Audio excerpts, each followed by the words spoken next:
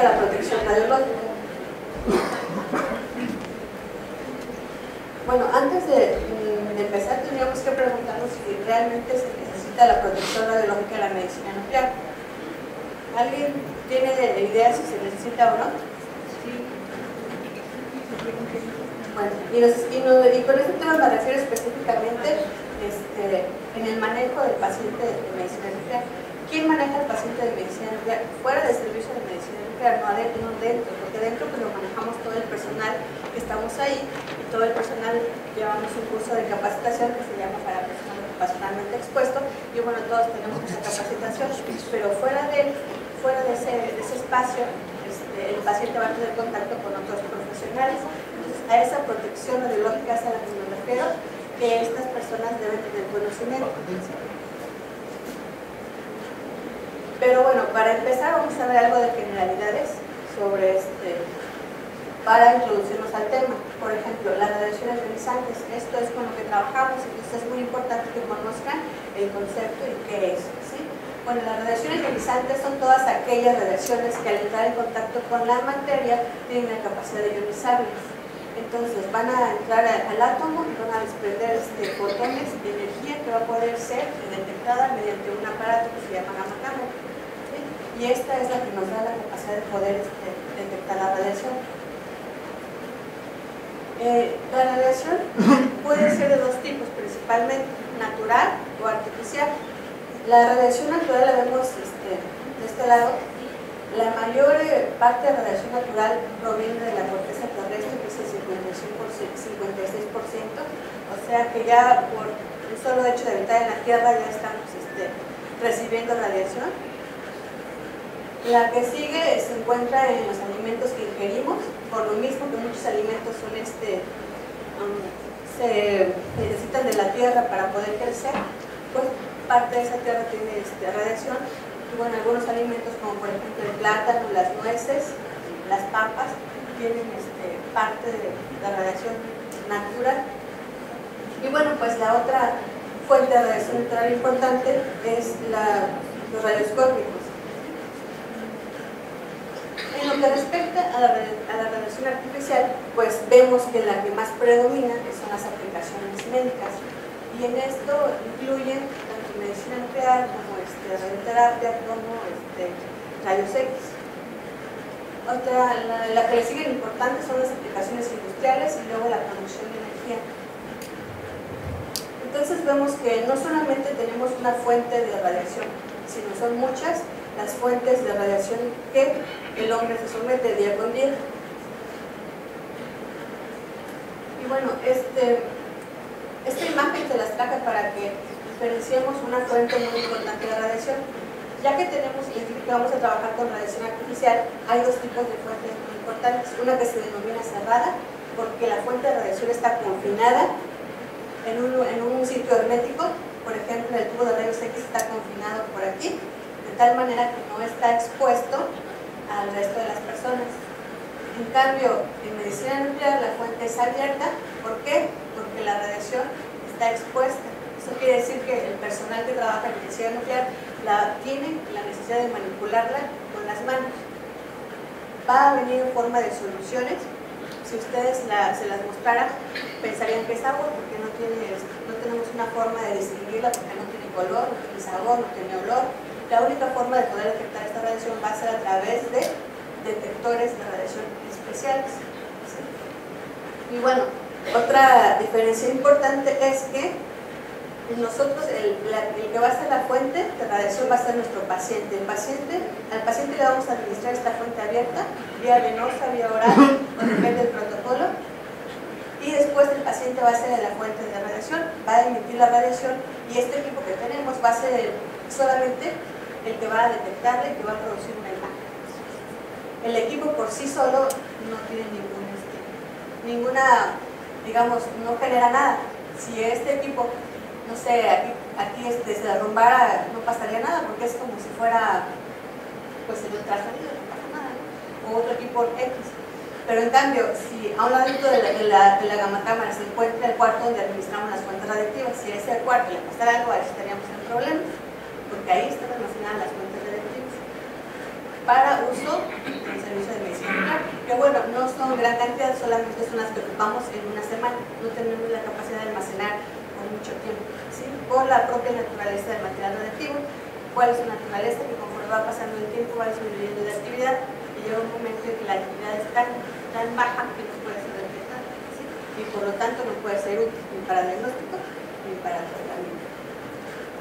Entonces, cuando un paciente viene, se hace un estudio de rayos X, el paciente viene, se le hace y no tiene ninguna fuente de emisión que pueda exponer a otros. Él recibió la radiación para su estudio y solamente a él se le está, digamos, absorbiendo esa radiación, pero él no es capaz de transmitir esa radiación a otras personas.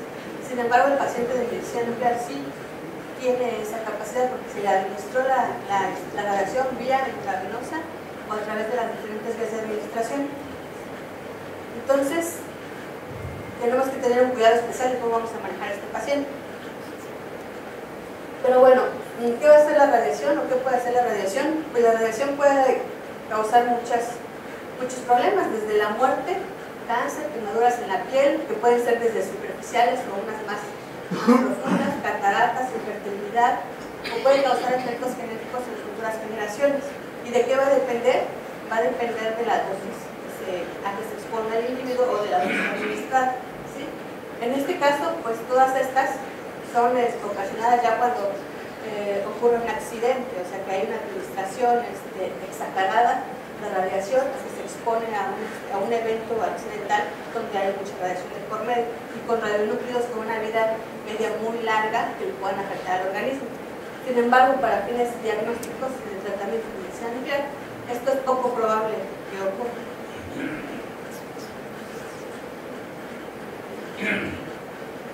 Bueno, sin embargo, toda radiación ionizante debemos de saber cómo protegernos de ella, porque debemos de protegernos, aunque sea mínimamente, lo que recibamos, ¿sí? ¿Para qué? Para evitar futuras acumulación de radiación.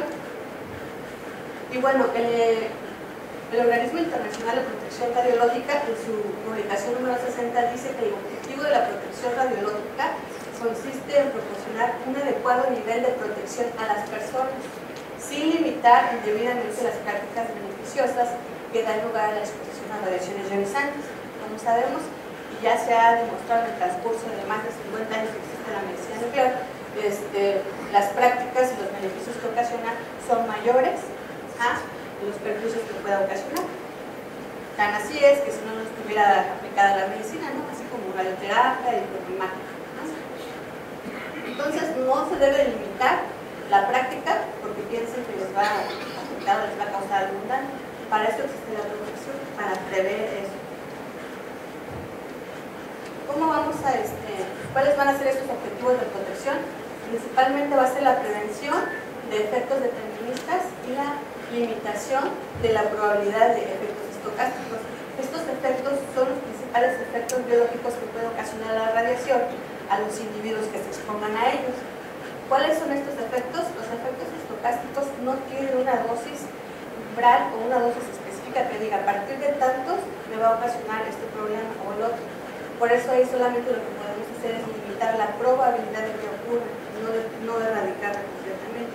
Sin embargo, en los efectos deterministas sí existe una dosis ya conocida en la cual podemos darnos cuenta que nos puede provocar un daño.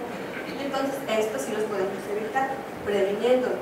Por ejemplo, una exposición de 500 milisieverts puede provocar cataratas, de 150 milisieverts una esterilidad temporal en hombres, 2500 milisieverts para ovarios. Doctora, ¿qué son exactamente los efectos estocásticos? Son los efectos biológicos que van a causar a un individuo por la exposición a la radiación. Sin embargo, estos se llaman así porque no tenemos una dosis conocida que yo les diga, después de 100, 50 o 1000 le van a causar este problema. No está todavía comprobado el límite para que te causen estos efectos. De tal manera que estos van a ser los más peligrosos en medicina nuclear porque no sabemos si a un individuo, por ejemplo a usted, a lo mejor 100 le afectan y al otro individuo no le afecta. O sea, va a depender de muchas circunstancias también propias del individuo y de su exposición o antecedentes a radiación. radiación. Estocástico quiere decir aleatorio. O sea, te puede pasar o no te puede pasar.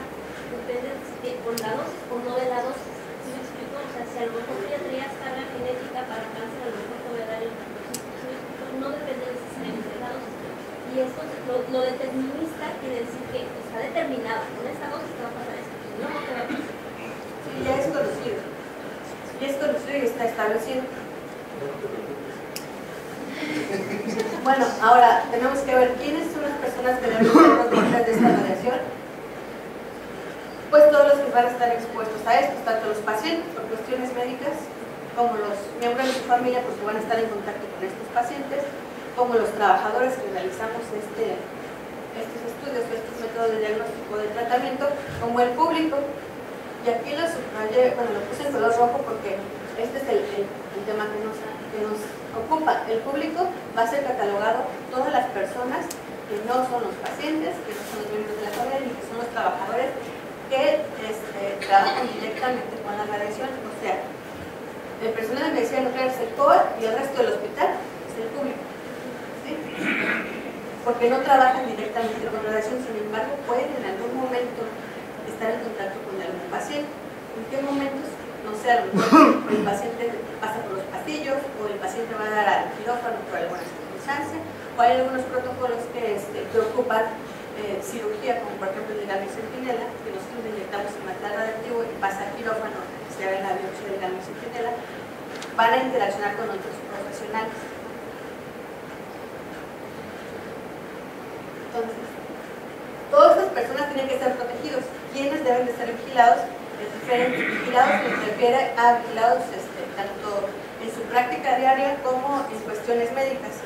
Entonces, las personas que están más directamente trabajando con la preparación, administración y la realización de todos los estudios de medicina nuclear son los que deben estar vigilados de acuerdo a las normas que establece la Comisión Nacional de Seguridad Radiológica y a los reglamentos tanto nacionales como internacionales. ¿Sí?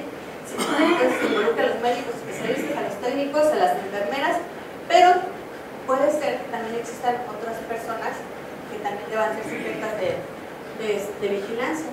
¿Quién lo va a decidir? Lo va a decidir el Comité de Protección Radiológica. ¿Quién es el Comité de Protección Radiológica? Pues es el representante legal y el encargado de seguridad radiológica. Y bueno, esto va a depender, de varios factores, como por ejemplo, trabajadores que tienen que ser objeto de vigilancia radiológica de forma rutinaria. Puede ser, por ejemplo, a lo mejor algún estudiante que va a estar por un tiempo considerable en el servicio, podría ser, que tenga que ser sujeto de vigilancia. Y bueno, aquí tendríamos que indicarles si tiene que usar dosímetro, solamente de cuerpo entero o de extremidades, el periodo de cambio de dosímetro, quién va a ser el responsable. Tendríamos que llevarlo a un comité y decidir si es el candidato o no. Pero principalmente a lo que debemos de protegernos no es como tal al paciente radiactivo que se encuentre o que ustedes puedan encontrarse con él, sino más bien debemos de protegernos de exámenes y tratamientos innecesarios que no sean justificados de acuerdo a la patología. Como sabemos, los auxiliares de diagnóstico sirven para ayudar al clínico en algún diagnóstico, ¿sí? O complementar el diagnóstico. Sin embargo, primero existe siempre la clínica, ¿no? Después otros estudios de complemento. Y este es un estudio de complemento que es ya como que en la última instancia, cuando nosotros a lo mejor no son los métodos ideales, si este es el ideal, cumple los requisitos, se va a aplicar. No es para que todos sean objeto de uso de este método, ¿sí? ¿Por qué? Porque utilizamos radiación. Entonces todos los métodos que ocupan radiación ionizante tienen que ser justificados, ¿sí? No debe de hacerse una exposición innecesaria al paciente solamente porque quiero ver qué se siente o porque me lo recomendaron. Si usted está sano, no es recomendable que se lo haga, ¿sí? O como luego sucede que no saben qué es lo que quieren y quieren mandar a hacerle un estudio, pues tampoco es la panacea que va a decir que le hagas un estudio que va a decir todo lo que tiene, ¿verdad? Entonces, también nos tiene que quedar claro qué es el personal ocupacionalmente expuesto, como les decía, el personal core. Estos son todos los trabajadores que van a sufrir durante el desempeño de su trabajo exposición a la radiación. Estos son todo el personal que se encuentra en el servicio de medicina nuclear. ¿Cuál es la exposición médica? Es la exposición sufrida por los pacientes en el curso de su propio diagnóstico o tratamiento, que sea médico o dental, que también puede ocupar radiación, o la exposición sufrida de forma consciente por personas que no están expuestas profesionalmente, pero que pueden apoyar o ayudar a un paciente que sí lo está. En este caso serían los familiares, ¿no? Cuidan al paciente, entonces ellos van a estar expuestos de forma consciente porque saben que el paciente tiene radiación incorporada y de forma voluntaria, ¿sí? O por voluntarios en el curso de algún programa de investigación que interfiera o que involucre exposición a la radiación, y se consideran exposición médica. Y exposición del público, aquellos miembros del público a causa de fuentes de radiación, pero que no son trabajadores, que no están expuestos de forma natural, pero incluidas todas las fuentes y prácticas autorizadas. ¿Cuáles son los tipos de exposiciones que puede haber? Son dos tipos principalmente, la interna o la externa. La interna es poco probable que suceda. Como podemos ver aquí, la interna es por ingestión o inhalación de los radionúclidos. Es poco probable, ¿por qué?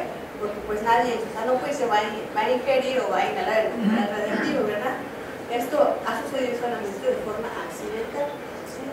Ahora, la externa, esta sí es a la que tenemos que cuidarnos. ¿Y esta cuál es? Bueno, la que se encuentra en los viales. ¿Cuáles son los viales? Donde está contenido, son unos frasquitos donde está contenido el material radiactivo. Como les decía, son unos frascos pequeños como el de la penicilina.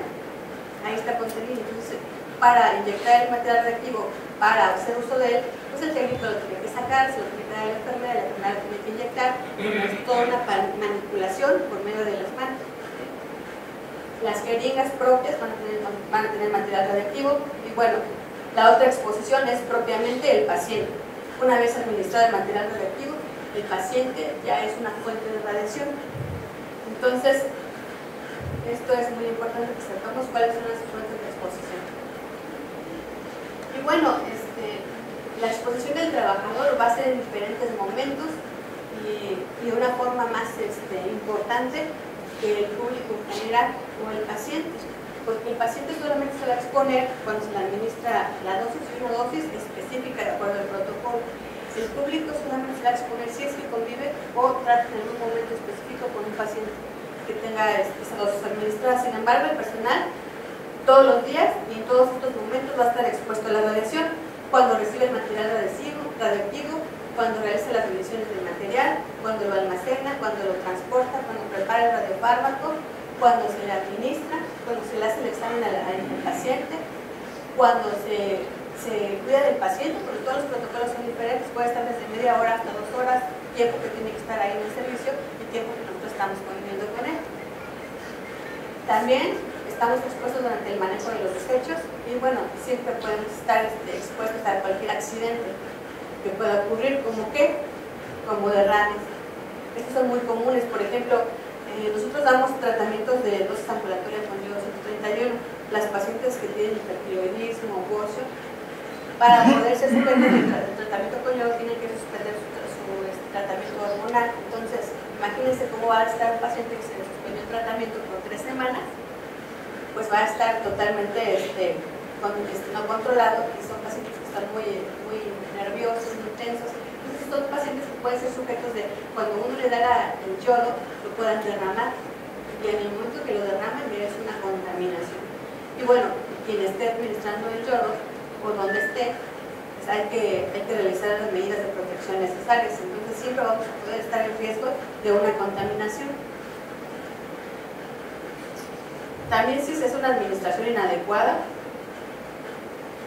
o en una cirugía de emergencia o en una autopsia de un paciente. Pero acá de aclarar que esto solamente puede haber contaminación si el paciente se le ha dado una dosis de tratamiento alta. En medicina nuclear trabajamos con dosis bajas y dosis altas. Las dosis bajas son tratamientos ambulatorios, el paciente viene, se le da la dosis y como su radiación no es tan considerable y está dentro de la norma que dice que ningún paciente puede regresar de un hospital si tiene más de 5 milimargen de exposición. Si tiene más de 5 tiene que quedarse, si tiene menos de 5 puede irse. Entonces, si cumple esos criterios, puede irse y no va a exponer de forma considerable al público en general que lo rodea. Entonces, esto se aplica solamente para personas que sí van a recibir un tratamiento importante y que por cualquier circunstancia muriera o tuviera que someterse a una cirugía.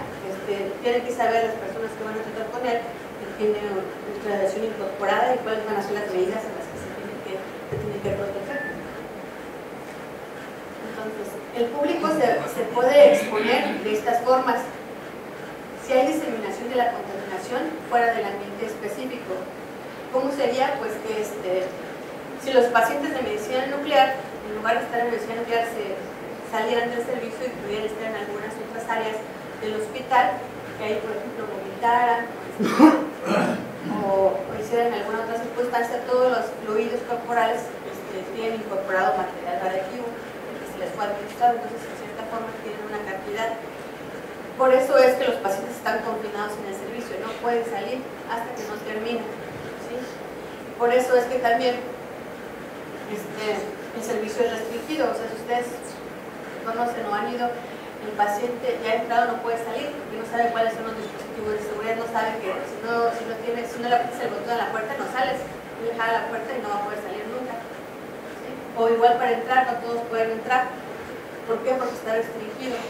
Porque los que están afuera no saben si los que están adentro tienen material radiactivo incorporado, porque uno no tiene la capacidad de visualizar si el paciente tiene o no tiene, o si es un paciente o tiene radiación incorporada. Por eso es que es un tanto restringido el acceso al servicio. Bueno, ¿de qué otra forma se puede exponer al público si hay fuentes perdidas? Como les decía, el material radiactivo que nosotros que ocupamos no lo producimos aquí, viene de fuera, viene del DF. Entonces, en el transcurso del viaje puede ser que la fuente se pierda. Como han escuchado que hay una fuente perdida en Tabasco, no sé si escucharon, una fuente de iridio, pues en el transporte la persona se paró y ahí se lo robaron. Y bueno, pues ocurre, aunque uno piense que no, hay que tener las medidas de precaución porque eso ocurre, ¿sí? Entonces, si se perdió una fuente, por ejemplo, si nosotros sabemos que el generador llega el lunes y no llega, ya es el martes, ya es miércoles, si no tenemos ninguna situación o no tenemos algún aviso del proveedor de que pues no llegó por X circunstancias, no podemos saber que está perdido. Podríamos inferir que está perdido. Y el Reglamento General de Seguridad Radiológica nos obliga a que si tenemos conocimiento de que una fuente está perdida, hay que avisar, que hay que buscarla, que hay que encontrarla y confinarla, porque si no se exponen a personas de forma innecesaria. Y bueno, también el público se podría exponer a los desechos radiactivos. ¿De quién? Pues del paciente, ¿sí? Radiactivo. Aunque bueno, esto todavía no aplicaría porque todavía no tenemos disponible el servicio de hospitalización para pacientes que se les den altas dosis de yodo.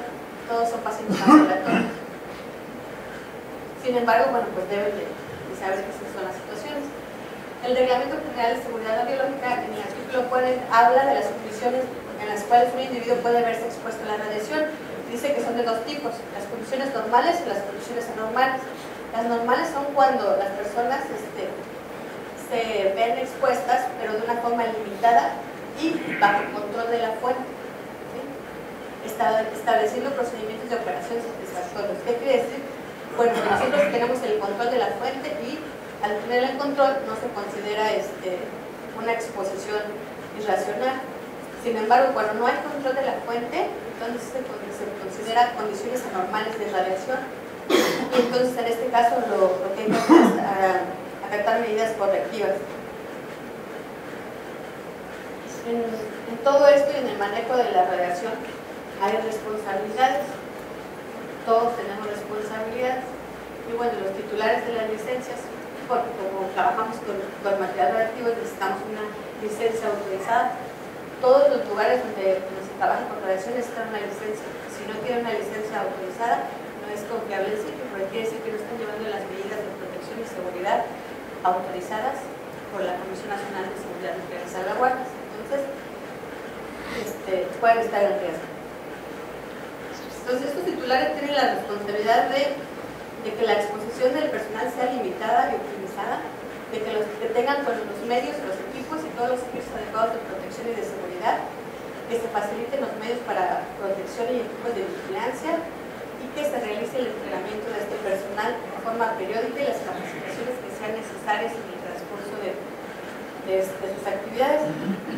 Bueno, les puedo decir que en el Servicio de Medicina Nuclear todo esto lo tenemos, estamos más que protegidos porque tenemos una amplia gama de dispositivos de protección para el personal y tenemos la capacitación y todos los equipos de vigilancia necesarios para poder protegernos y proteger al resto de nuestros compañeros, o sea, al público.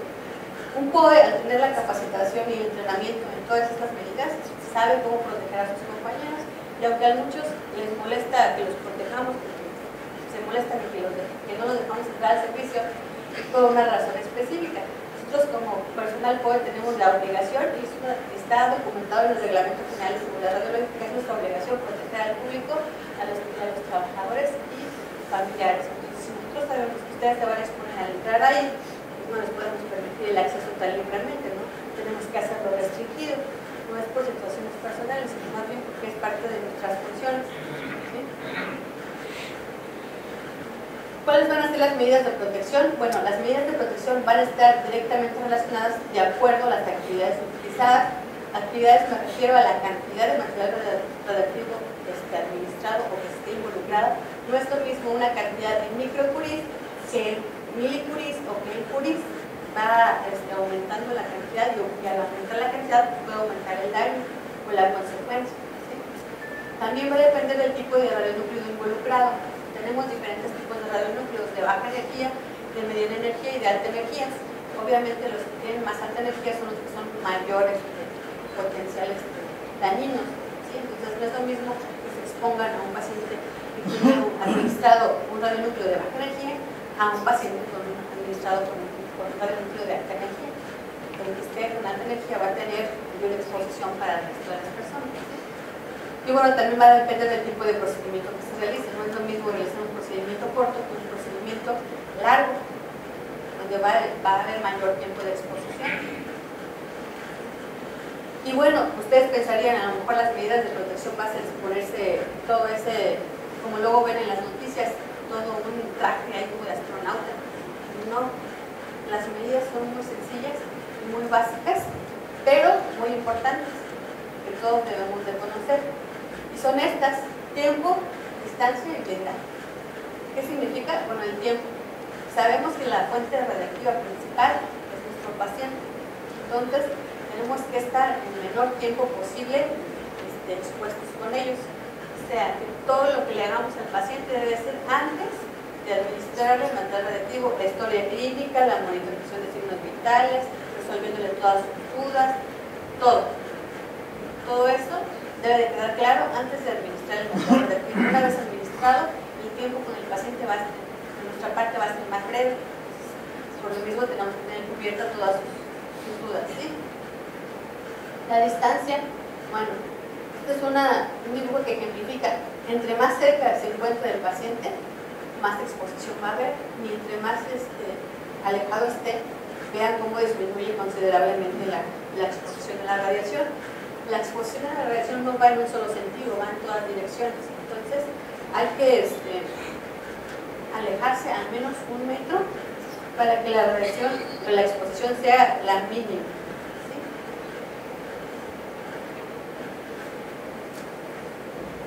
Y bueno, esta distancia es muy eficiente para la protección, ya que va a disminuir proporcionalmente al cuadrado esta exposición. Y bueno, ¿cómo es que lo usamos nosotros? Bueno, como les decía, este es un vial, este frasquito, así como lo ven, tiene un líquido que parece agua, este es material radiactivo. Este es el técnico que está manipulando el frasco para realizar el marcaje. No lo va a hacer directamente con las manos, tiene que usar unas pinzas tipo forceps, que son un poco más largas que el resto de las pinzas, para mantener una distancia y que se radie lo menos posible. Claro, hacerlo en el menor tiempo posible. ¿Sí? Y bueno, las salas de exploración van a ser salas amplias, no son salas pequeñas, son unas salas amplias y libres. Como ven, no hay aquí cuadros o no no hay anaqueles, no, tienen que estar libres.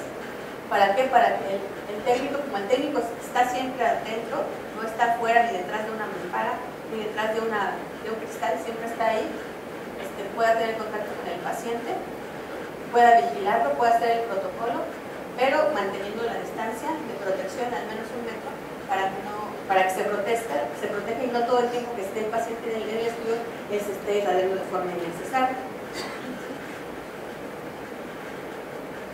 Y bueno, la otra medida es el blindaje. El blindaje también es una situación muy importante. Como les decía, nosotros tenemos todos los equipamientos de blindaje, como cuáles, las jeringas son de plástico. Tenemos unos blindajes de plomo que se les ponen a estas jeringas para cuando la enfermera manipule la jeringa y la tenga que inyectar al paciente, esté protegida, está plomada.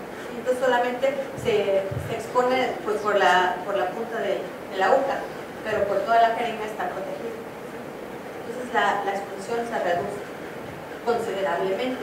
También tenemos, donde vieron esos viales chiquitos, no los tenemos así, los tenemos contenidos en un contenedor blindado de un espesor suficiente de plomo.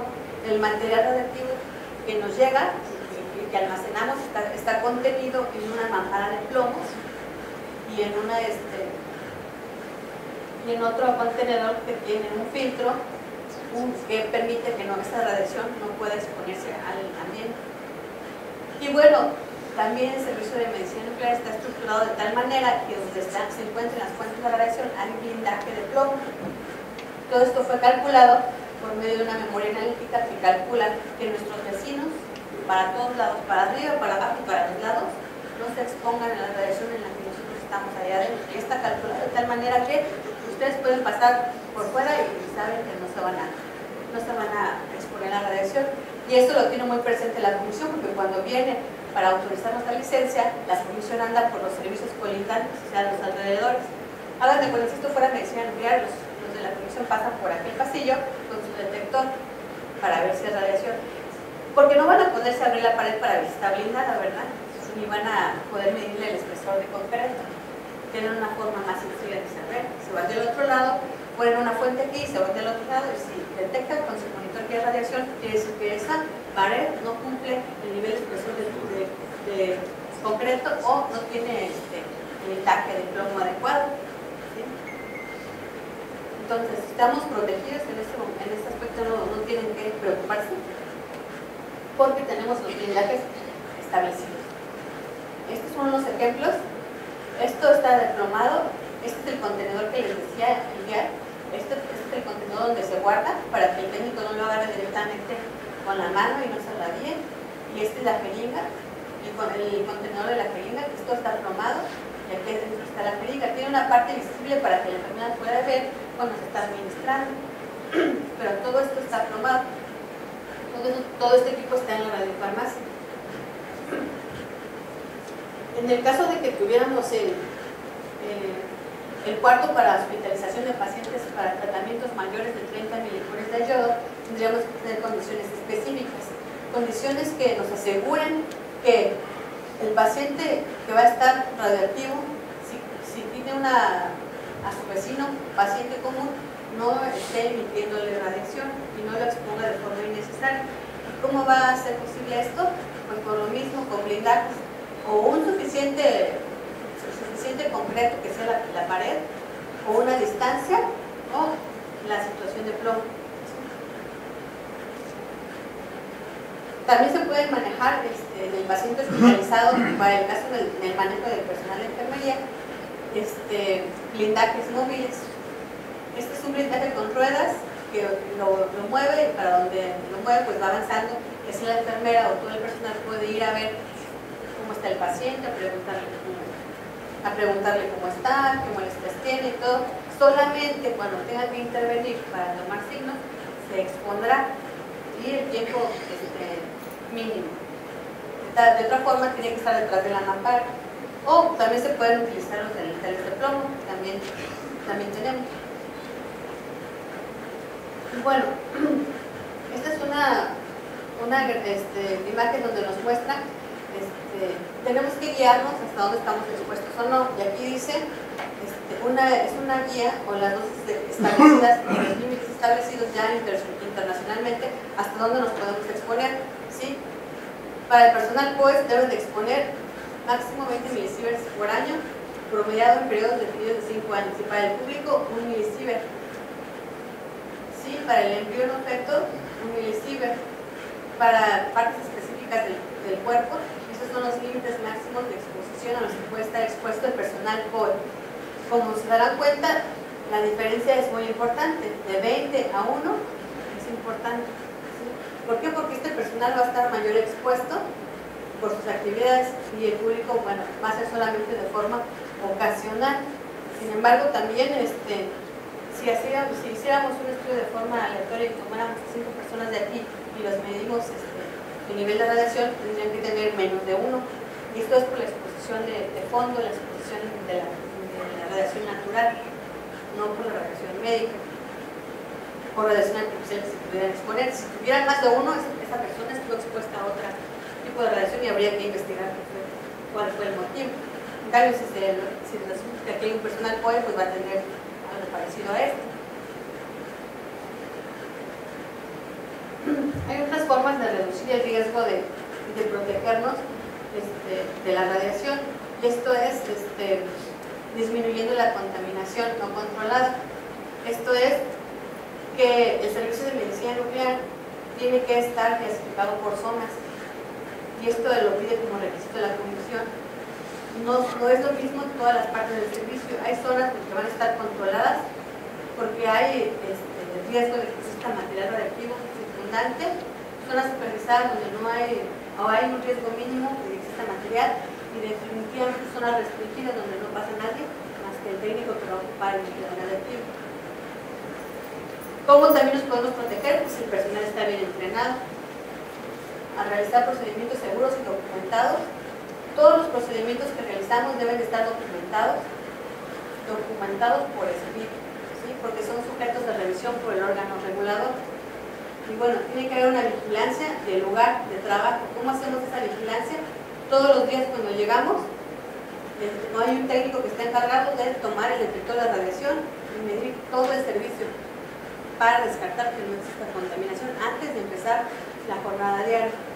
Cuando termine la jornada, tiene que volver a medir todo el servicio para asegurarse de que en el transcurso de las actividades no hubo una contaminación, que a lo mejor no te percataste o que el paciente no te avisó, ¿sí? Porque luego el paciente vomita y le da pena decir y no dice. Resulta que el bote de basura, cuando va a medir el técnico, tiene niveles de radiación, entonces hay que contener esa radiación en un cuarto o en un lugar de desechos específico que tenemos, no lo podemos dejar ahí. ¿Cómo también protegemos al público y al resto de nuestros compañeros? Pues con el control de visitantes. No es tan fácil como en otros servicios llegar y visitar el servicio porque no sabemos las actividades que se estén realizando en el día.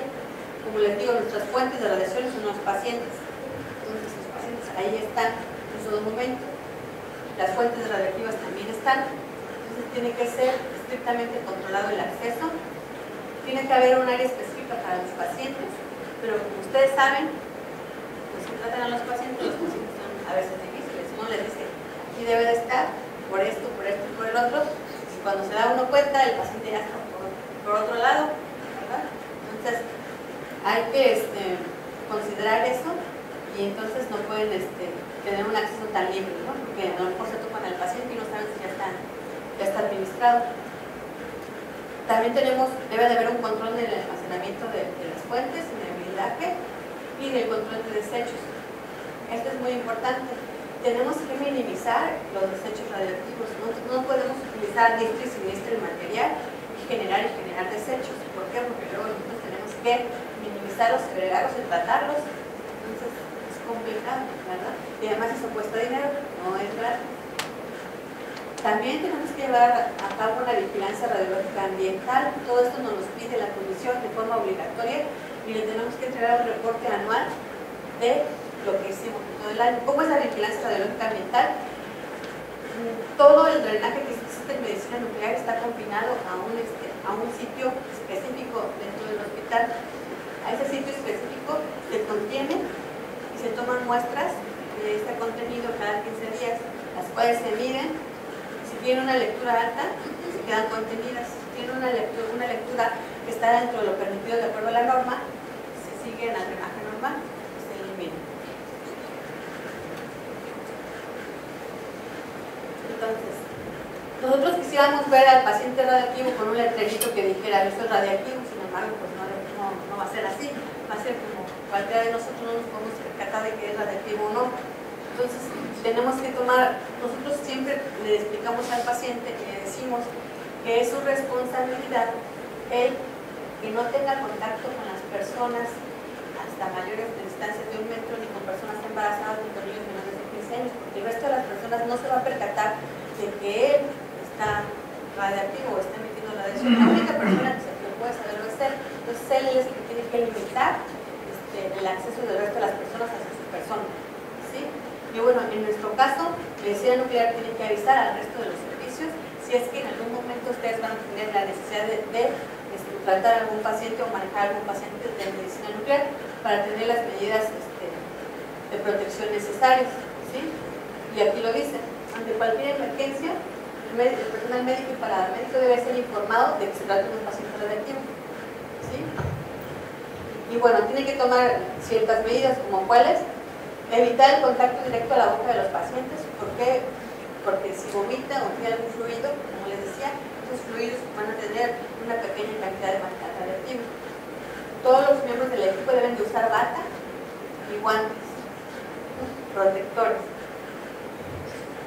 Y bueno, estos casos sí han pasado, han tenido emergencia médica. Sin embargo, cabe aclarar que las emergencias no han sido por el uso del material radioactivo, son propias de las patologías de los pacientes. La mayoría de los pacientes que tenemos son pacientes oncológicos que han recibido quimioterapia o radioterapia o procedimientos quirúrgicos, y aparte son pacientes de edad avanzada que tienen otras comorbilidades. Entonces ya son pacientes que a muchos ya se vienen inestables y que, bueno, por la urgencia del estudio, que su médico los quiere valorar, bueno, ellos van más bien que más inestables que estables, entonces se pueden complicar y pueden necesitar podemos necesitar algún apoyo de atención continua o algo porque el paciente se sienta mal. Y bueno, pero es propio de la patología de base y no de lo que nosotros le digamos a administrar al paciente. Entonces, en caso de que el paciente requiera alguna atención de admisión o de cirugía, las consideraciones de protección radiológica no deberían prevenir o atrasar la operación que involucre salvar la vida del paciente. Sin embargo, se deben de observar las siguientes precauciones: notificar si es que es una sala de operaciones o una sala de admisión que el paciente es radioactivo, modificar los procedimientos de operación bajo la supervisión del encargado de seguridad radiológica para minimizar la exposición y la diseminación de contaminación.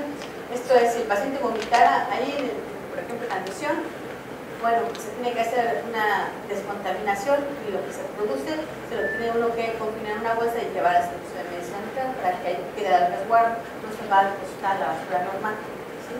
Y esto lo tendría que hacer el personal de medicina nuclear. ¿Por cuántos días emiten desechos radiactivos? Depende de lo que, como les decía, depende de lo que se administre. Si es tecnecio, el tecnecio tiene una vida media de 6 horas, de tal manera que ya cuando pasaron 24 horas el paciente ya no tiene evolución de radiación. No es lo mismo un paciente administrado con yodo, tiene una vida media de 8 días. Entonces, al menos tienen que pasar mínimo 3 días para que el paciente vaya disminuyendo su actividad radiactiva. Entonces, depende de lo que se le haya administrado, la vida media del radionúcleo. Y bueno, tiene que usar este equipo protector. Bueno, de hecho, pues todos siempre usamos bata, ¿verdad? Si se dan cuenta, en medicina nuclear los técnicos no usan un chaquetín, usan todos bata, ¿sí? ¿Por qué? Porque tienen que protegerse todas las extremidades y las batas tienen que ser lo más largas posibles, por si existe algún riesgo de contaminación, ¿sí? Incluso las enfermeras también, todos. Y bueno, en el caso de que un paciente requiriera hacer una operación de urgencias, solamente es potencialmente radiactivo o de consideración esta radiación si el paciente recibió dosis de tratamientos, porque las dosis de tratamientos son dosis muy altas. ¿Por qué? Porque tienen que tener un efecto terapéutico. Para que tenga un efecto terapéutico tiene que tener una una dosis considerable. Entonces solamente estos pacientes son los que tienen que tener estas medidas de seguridad radiológica. Los pacientes de diagnóstico son pacientes que no son dosis mínimas, que en menos de 24 horas tienen ninguna exposición, ¿sí? Y con simples medidas como la del tiempo de estancia y blindaje, todos nos podemos proteger, ¿sí? Pero si es el caso de un paciente bajo tratamiento, entonces aquí sí se debe de considerar si la cirugía es breve o es larga por el tiempo. Entre menos tiempo de exposición, pues mejor. Entre mayor tiempo, pues más exposición. Entonces, si es muy largo el tiempo quirúrgico, debe considerarse monitorizar al personal con dosímetros o rotar al personal. Primero entran unos, se vayan y luego entran otros para que no se expongan unas solas personas todo este tiempo. No, bueno, si esto sucediera ya existiría la coordinación con el encargado de seguridad radiológica con medicina nuclear. ¿Sí? Entonces, de tal manera que todo el público se va a exponer al simple hecho de mantener al paciente en el hospital, el paciente que recibe tratamiento ambulatorio o el paciente que recibe tratamiento ambulatorio sin ninguna restricción.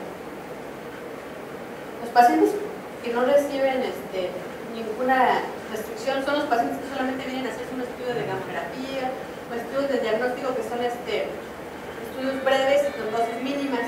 Estos pacientes solamente les damos la indicación de no convivir con personas embarazadas ni con menores de edad solo por ese día.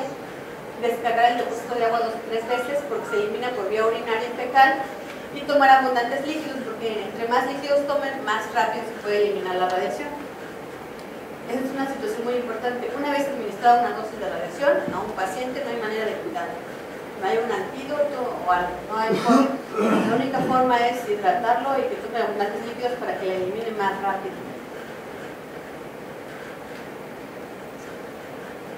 Los pacientes ambulatorios que tienen algunas restricciones son los que reciben dosis de tratamiento, pero menores de 30 milipurias.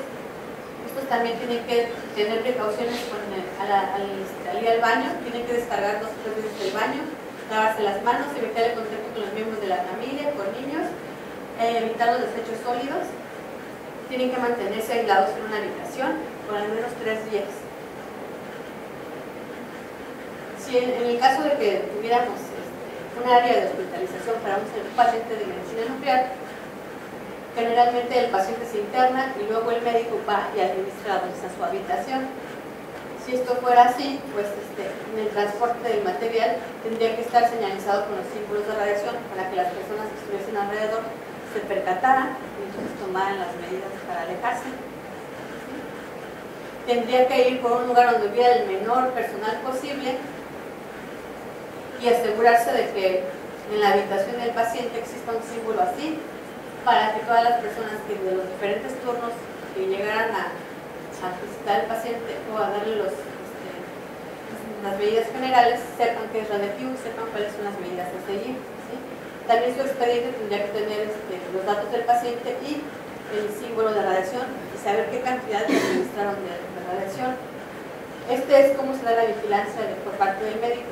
Este es un detector Geiger que nos mide la radiación que está emitiendo este paciente. La lectura de la radiación se da a 1 metro. No vamos a tener un metro para medirlo, ¿verdad? Pero más o menos para que se den una idea. Y bueno, el personal de enfermería que tratara con estos pacientes, pues tendría que tener las precauciones de, como les decía, reducir el tiempo invertido en cada paciente. Cómo se reduce planeando las actividades que van a hacer con él, ¿sí? Y trabajando eficientemente, o sea, lo más rápido posible, pero bien. Y tan lejos como sea posible o por medio de las mamparas rotantes o mandiles plomados. También en todo momento deben de usar guantes, cubiertos para el calzado y una bata, por si en el momento de la atención del paciente, el paciente vomitara o extrajera algún fluido, ellos estuvieran con aditamentos protegidos. Y bueno, pues todo lo que les acabo de mencionar está contenido en el programa de seguridad radiológica, de protección y seguridad radiológica que está disponible en el Servicio de Medicina Nuclear y donde menciona toda la estructura y todos los procedimientos que se llevan de seguridad para tener todo en óptimas condiciones. Así también tiene estipulado cuáles son las reglas cuáles son las responsabilidades de todas las personas que trabajamos ahí. Que nuestras principales responsabilidades son cumplir los procedimientos que están ahí establecidos, que son en materia de protección y seguridad radiológica. El uso correcto de los dispositivos, porque nuestro titular de la licencia, que en este caso el doctor Flores, nos los proporcionó y ahí los tenemos. Nuestra responsabilidad es usarlos y aplicarlos. Si no los usamos y los aplicamos, ya es responsabilidad nuestra, no del profesional.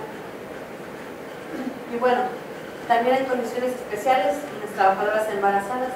Las trabajadoras embarazadas no se debe considerar razón para apartarlas de su área de trabajo. Sin embargo, se debe de adaptar las condiciones para que la exposición a la que ellas estén expuestas sea de un milisievert como el público normal.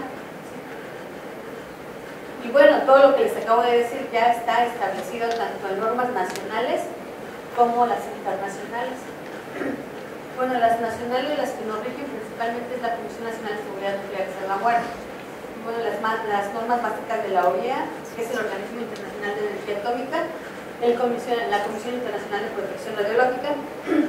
Todos estos ya han emitido manuales de protección y de sugerencias y recomendaciones que todos los países que manejamos radiación ionizante tenemos que aplicar. Y bueno, otra cosa que es muy importante y que debemos de procurar es la cultura de seguridad. ¿Qué es? Es un conjunto de características y actitudes en las entidades y en los individuos que hacen que con carácter de máxima prioridad las cuestiones de protección y seguridad reciban la atención que requiere su importancia. No porque no vean la radiación, no quiere decir que no está ahí, no quiere decir que no sean sujetos de exponerse, ¿verdad? Entonces tenemos que tener la cultura de darle el peso que lleva, ¿no? Protegernos y darle la importancia que requiere. Bueno, pues a manera de conclusión podemos decir que el objetivo de la protección radiológica es proporcionar un adecuado nivel de protección a las personas sin limitar las prácticas beneficiosas que esto tiene. Las personas que vamos a proteger va a ser el público, el personal joven y el paciente. Los principios básicos de protección para todos los estudiantes se los tienen que aprender bien de memoria: tiempo, distancia y blindaje. Todos los procedimientos y prácticas con radiación deben estar autorizados por un órgano regulador, en este caso la Comisión Nacional de Seguridad Nuclear y Salvaguardas. Y todos los pacientes que egresan del hospital que se les ha administrado material radiactivo deben de tener niveles menores a 5 milirroentgen a 1 metro. Eso está establecido por norma. Y bueno, como todos ya conocemos cuáles son los riesgos asociados a las radiaciones ionizantes, no se justifica que las prácticas con fuentes de radiación que tantos beneficios pueden aportarnos provoquen daños por falta de medidas eficaces de protección y de procedimientos adecuados de garantía de calidad. Que esto se puede dar, ¿por qué? Por falta de capacitación o por falta de actitud para llevar a cabo las medidas que ya están establecidas, que ya son conocidas por todos. Bueno, pues por mi parte es todo. ¿Algunas preguntas? Agradecemos a la doctora Liliana Mendoza. Tenemos en el próximo para un par de preguntas o comentarios.